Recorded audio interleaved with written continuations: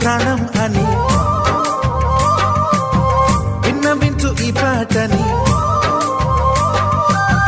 నువ్వు నా ప్రాణమని విన్నవించు ఈ పాటని.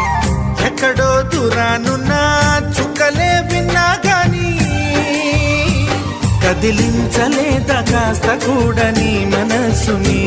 పరదాలు దాటి ఒక్కసారి పలకరించవేమి.